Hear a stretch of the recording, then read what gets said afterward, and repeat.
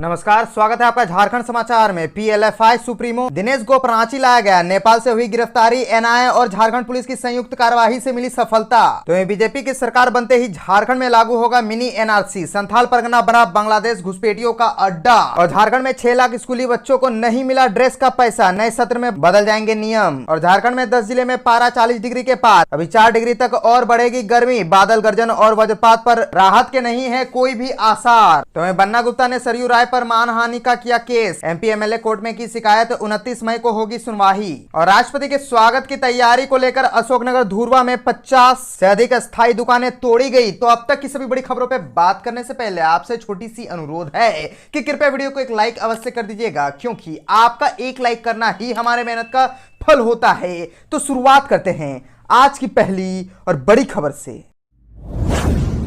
इस वक्त की बड़ी खबर झारखंड से आ रही है, जहां एनआईए को झारखंड में मिली बड़ी कामयाबी। 30 लाख का इनामी पीएलएफआई सुप्रीमो दिनेश गोप हुआ गिरफ्तार। पीएलएफआई सुप्रीमो दिनेश गोप रांची लाया गया। नेपाल से हुई गिरफ्तारी, एनआईए और झारखंड पुलिस की संयुक्त कार्यवाही से मिली सफलता। दरअसल माओवादी संगठन पीएलएफआई सुप्रीमो दिनेश गोप को देर शाम नेपाल से गिरफ्तार कर लिया गया। पहले नेपाल से दिल्ली लाया गया, वहीं उसे कड़ी सुरक्षा के बीच रांची लाया गया है। पुलिस फिलहाल उससे पूछताछ कर रही है। उससे कहां पूछताछ की जा रही है उसका खुलासा नहीं हो सका है। पूछताछ से संबंधित किसी तरह की जानकारी देने से पुलिस महकमा भी बच रहा है। एनआईए और झारखंड पुलिस के जॉइंट ऑपरेशन में प्रतिबंधित चरमपंथी संगठन पीएलएफआई के सुप्रीमो दिनेश गोप को गिरफ्तार कर लिया गया है। दिनेश गोप पर 30 लाख रुपए का इनाम था। इसमें से 25 लाख रुपए का इनाम झारखंड पुलिस ने, जबकि 5 लाख रुपए का इनाम एनआईए ने घोषित किया है।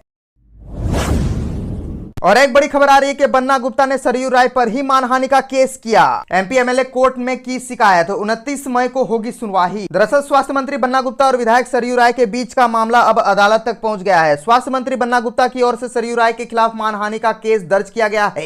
एमपी एमएलए कोर्ट में सरयू राय के खिलाफ बन्ना गुप्ता ने मानहानि की शिकायत दर्ज की है। अब इस मामले में की सुनवाई कोर्ट में होगी। और बता दें कि एमपी एमएलए कोर्ट के विशेष न्यायाधीश ऋषि कुमार की कोर्ट में सुनवाई होगी। इसके लिए 29 मई की तारीख तय की गई है। बन्ना गुप्ता के वकील प्रकाश झा की माने तो विधायक सरयू राय ने 27 अप्रैल के बाद से लगातार विभिन्न तरह के तथ्य से परे कई तरह की खबरें फैलाई जा रही है। उनके इस कृत्य से मंत्री बन्ना गुप्ता की मर्यादा पर सवाल खड़े हुए हैं। उन्होंने बताया कि सरयू राय के इस कृत्य के बाद मंत्री बन्ना गुप्ता ने उन्हें लीगल नोटिस भेजा था। इस नोटिस में उन्होंने सरयू राय को माफी मांगने को कहा गया था, लेकिन उनकी ओर से कोई पहल नहीं की गई। इसके बाद न्यायालय में शिकायत दर्ज कराई गई है। बन्ना गुप्ता की ओर से भेजे गए नोटिस का विधायक सरयू राय ने कोई जवाब नहीं दिया। इस नोटिस को लेकर उन्होंने बयान जारी किया। अपने बयान में उन्होंने कहा कि वे खुद चाहते हैं कि वे कोर्ट में सारी बातें साफ साफ रखें। हम चाहते हैं कि प्रतिबंधित हथियार और अश्लील वीडियो के मामले में कोर्ट में बात हो और दूध का दूध और पानी का पानी हो जाए। स्वास्थ्य मंत्री बन्ना गुप्ता के अश्लील वीडियो और प्रतिबंधित हथियार रखने के मामले की शिकायत सरयू राय राज्यपाल तक पहुंच चुके हैं। उन्होंने राज्यपाल सीपी राधाकृष्णन से मुलाकात कर सारी बातें साफ साफ बताई है,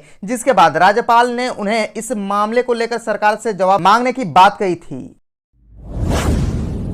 झारखंड में 6 लाख स्कूली बच्चों को नहीं मिला ड्रेस का पैसा। नए सत्र में बदल जाएंगे नियम। झारखंड के करीब 6 लाख बच्चों को यूनिफॉर्म का पैसा नहीं मिल सका है। स्कूली शिक्षा व साक्षरता विभाग की ओर से कई बार रिमाइंडर दिए जाने के बाद सभी बच्चों को राशि नहीं दी जा सकी है। बता दें कि यूनिफॉर्म का पैसा बच्चों के बैंक खाते में दिया गया था। जिन बच्चों को बैंक खाता नहीं था उनके लिए विद्यालय प्रबंध समिति के खाते में राशि दी गई, लेकिन अभी भी 100% बच्चों को ड्रेस मुहैया नहीं हो पाई है। स्थिति यह है कि सुदूर ग्रामीण के स्कूलों के साथ साथ राजधानी के स्कूलों के बच्चे भी पुराने यूनिफॉर्म में दिख जाते हैं। राज्य के प्रारंभिक स्कूलों में करीब 40 लाख बच्चे नामांकित हैं। इसमें से 34 लाख बच्चों को पोशाक की राशि या फिर पोशाक मिल गई है, लेकिन बाकी बच्चे इससे लाभान्वित नहीं हो सके हैं। स्कूली शिक्षा और साक्षरता विभाग ने जिन बच्चों का बैंक खाता नहीं है उनके अभिभावकों के खाते में राशि भेजने का भी निर्देश दिया था, लेकिन यह भी सफल नहीं हो सका। और बताते चले कि राज्य प्रारंभिक स्कूलों में 1ली से 8वीं बच्चों को नए सत्र में भी पोशाक देने की सरकार की तैयारी है। पोशाक देने में इस बार प्रक्रिया में बदलाव भी किया जा सकता है। अब तक राशि बच्चों के बैंक खाते में दी जाती थी और 2 जोड़ी पोशाक के लिए 600 रुपए दिए जाते थे। दिव्यांगत शिक्षा मंत्री जगन्नाथ महतो पोशाक की राशि बढ़ाने के पक्ष में थे। शिक्षा विभाग ने तय किया था कि इतनी महंगाई में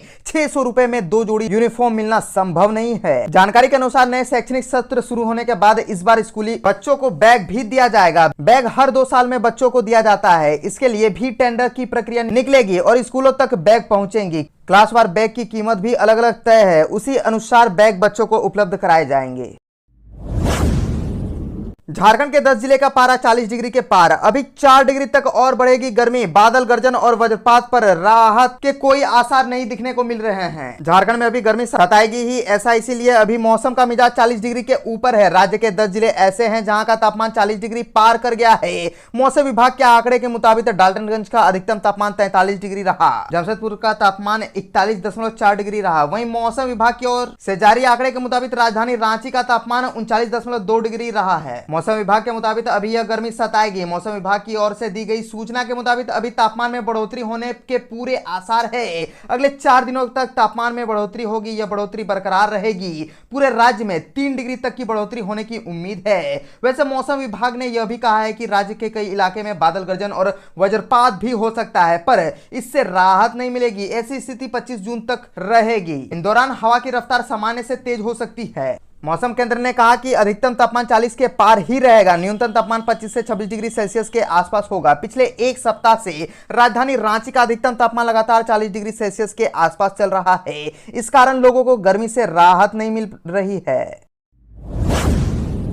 राष्ट्रपति के स्वागत की तैयारी को लेकर अशोकनगर धुर्वा में 50 से अधिक अस्थायी दुकानें तोड़ी गई। राष्ट्रपति द्रौपदी मुर्मू के रांची आगमन को देखते हुए रांची नगर निगम सड़कों को चमकाने में जुट गया है। सड़क पर किए गए कब्जे को हटाने के लिए अतिक्रमण हटाओ अभियान की शुरुआत की गई। निगम की टीम ने अशोकनगर धुर्वा क्षेत्र में अभियान चलाकर 50 से अधिक स्थायी दुकानों को तोड़ दिया। कई ठेला ठोमचा को जब्त किया गया, फिर जुर्माना लेकर छोड़ा। हालांकि घाघरा में अतिक्रमण हटाने गई टीम ने एक जमीन पर बनी बाउंड्री को तोड़ने का निर्देश दिया। इसके बाद जोरदार हंगामा शुरू हो गया। स्थानीय लोगों ने टीम को घेर लिया और प्रशासन के खिलाफ नारेबाजी भी की। घाघरा में लोगों ने विरोध करते हुए कहा कि निजी जमीन पर बनी दुकानों के सामने वाले हिस्से को हटाने का कोई मतलब नहीं है। शेड और सामान को भी जबरन हटाया जा रहा है। उन्होंने कहा कि प्रशासन जबरन रोजी रोजगार छीनेगा तो बर्दाश्त नहीं किया जाएगा। काफी हंगामा होते देख निगम प्रशासन की टीम वहां से लौट गई।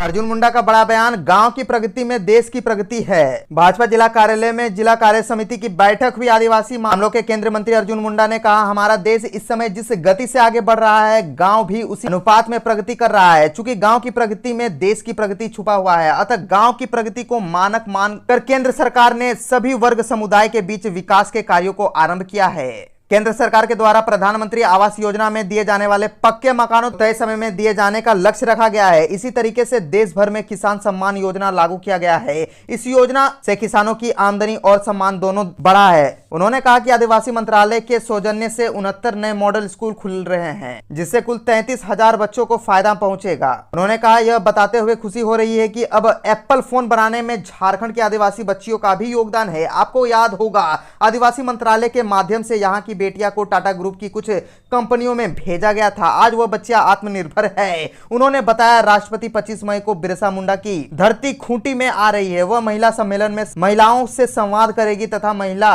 आत्मनिर्भर बने इस पर वह अपने विचार को रखेगी। बीजेपी की सरकार बनते ही झारखंड में लागू होगा मिनी एनआरसी। संथाल परगना बना बांग्लादेश घुसपैठियों का अड्डा।